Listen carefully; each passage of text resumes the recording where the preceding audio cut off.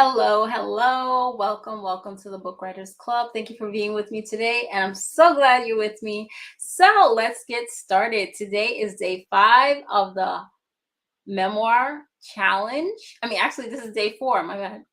This is day 4. So let's start. I'm going to just start off. So we write for a cause bigger than ourselves. We write for a mission that includes the lives of other people. And as you know, the process to do that is we start small to grow big. Write for yourself, such as journaling, affirmations, blogging. And then we go on to bigger things such as ebooks, novels, and nonfiction. So, wherever you are on this journey, I salute you and thank you for being here today. The journey of Life Rise Revolution.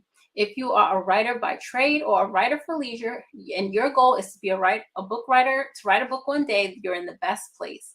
I encourage you to start small to grow big. Start just where you are, wherever that may be.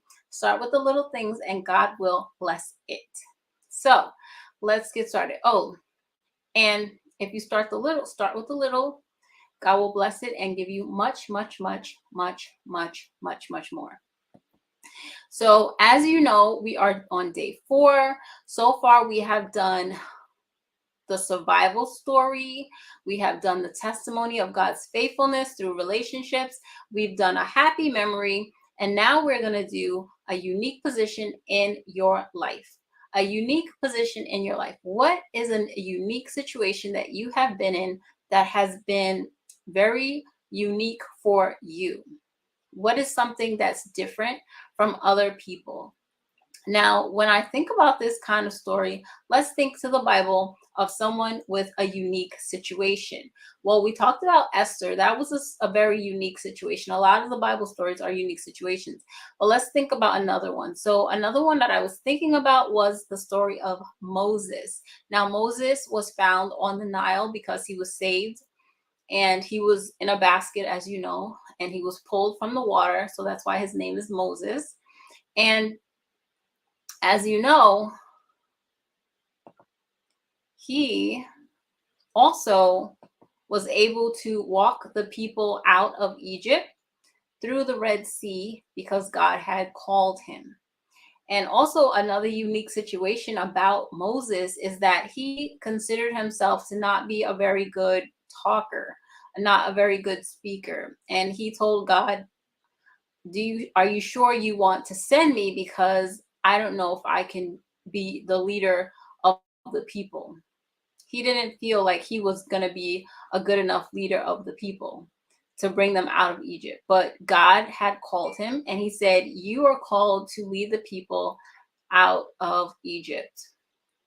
And he also allowed him to have his brother Aaron to help him along that way. So I'm just going to read that little piece where it says in Exodus chapter 4, verses 10, it says, Moses said to the Lord, pardon your servant, Lord. I have never been eloquent, neither in the past nor since you have spoken to your servant. I am slow of speech and tongue. The Lord said to him, who gave human beings their mouths? Who makes them deaf or mute? Who gives them sight or makes them blind? Is it not I, the Lord?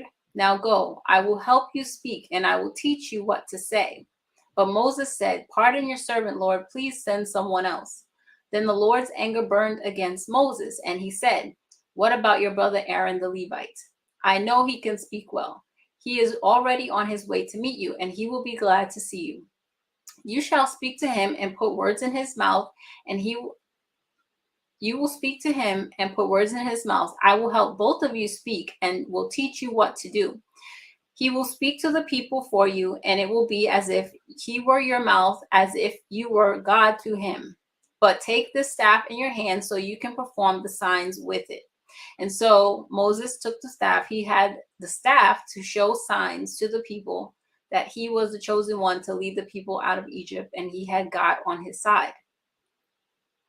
And later on in chapter 14 in Exodus, we see him being able to stand against the Egyptians. And in chapter 14, verses 13, Moses answered the people, do not be afraid, stand firm, and you will see the deliverance of The deliverance the Lord will bring you today. The Egyptians will see you today. You will never, the Egyptians you see today, you will never see again. The Lord will fight for you. You need only to be still. Then the Lord said to Moses, why are you crying out to me? Tell the Israelites to move on.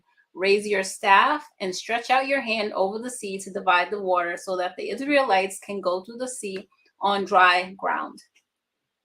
I will harden the hearts of the Egyptians so that they will go in after them, and I will gain glory through Pharaoh and all his army, through his chariots and his horsemen.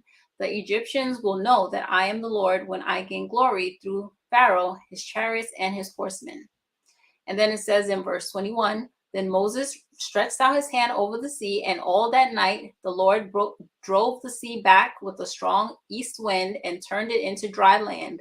The waters were divided, and the Israelites went through the sea on dry ground with a wall of water on their right and on their left. The Egyptians pursued them, and all of Pharaoh's horses and chariots and horsemen followed them into the sea. During the last watch of the night, the Lord looked down from the pillar of fire and cloud at the Egyptian army and threw it into confusion. He jammed the wheels of the chariots so that they had difficulty driving, and the Egyptians said, let's get away from the Israelites. The Lord is fighting for them against Egypt. Then the Lord said to Moses, stretch out your hand over the sea that the waters may flow back over the Egyptians and their chariots and horsemen. Moses stretched out his hand over the sea, and at the daybreak, the sea went back to its place. The Egyptians were fleeing toward it, and the Lord swept them into the sea. The water flowed back and covered the chariots and horsemen. The entire army of Pharaoh had followed the Israelites into the sea. No one of them survived. But the Israelites went through the sea on dry ground with a wall of water on the right and on their left. That day the Lord saved Israel from the hands of the Egyptians, and Israel saw the Egyptians lying dead on the shore. When the Israelites saw the mighty hand of the Lord displayed against the Egyptians, the people feared the Lord and put their trust in him and in Moses, his servant. So as you can see, this story in Exodus that I just read in chapter 14, where you see Moses uses the staff. He is able to bring the people of the Israelites through the Red Sea on dry ground, and then all the Egyptians are covered by the sea at the end because the Lord was on their side. So God used Moses, even though he wasn't great of a speaker, and he used his brother with him to be able to lead the people from Pharaoh out of Egypt so that they can get away and no longer be in slavery.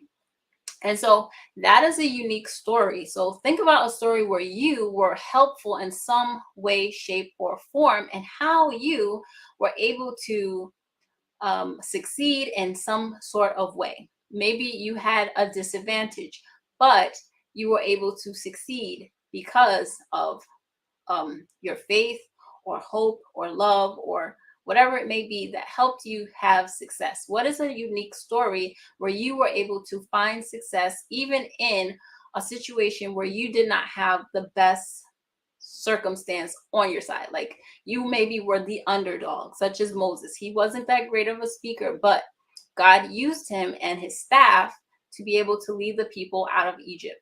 So think about that. What is the story where you were in a unique position and were able to find success in the end?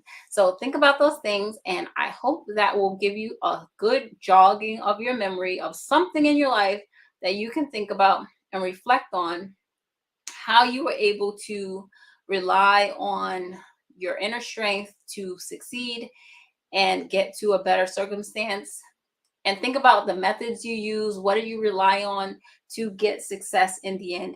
And what new responsibilities did you take on, such as Moses? He took on the responsibility of leading all the Israelites out of Egypt. He took on that responsibility and God helped him to do it. So what did you do in your unique specific situation where you were able to take on a situation and become successful in the end?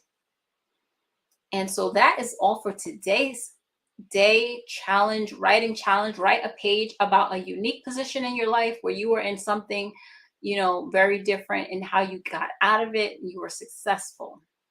And that is all for today. Tomorrow we will do one more writing challenge.